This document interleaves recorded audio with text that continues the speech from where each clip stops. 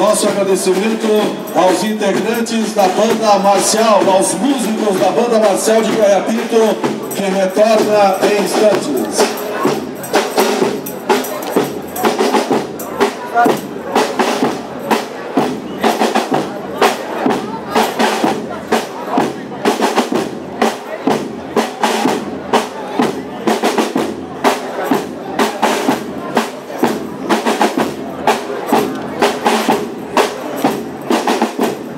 O desfile a seguir é do Grupo Escolar Municipal Araucária.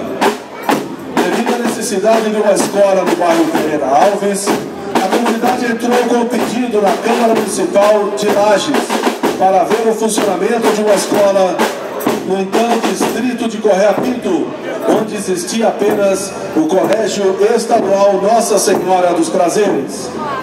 Em abril de 1977, iniciou-se no bairro Pereira Alves a Escola Isolada Araucária.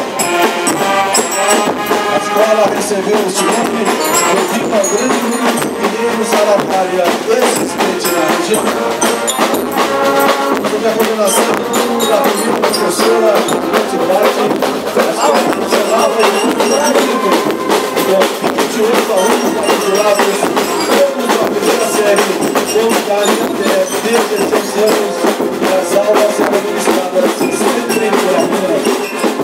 Em 82, com a emancipação de Goiás Pinto, a escola passa a se chamar Escola Reunidas Municipal Araucária, funcionando de primeira a quarta série.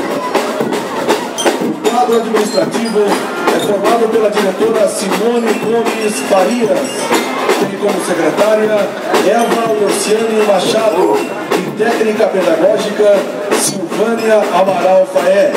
Também fazem parte da escola 19 professores e 5 agentes de serviços gerais.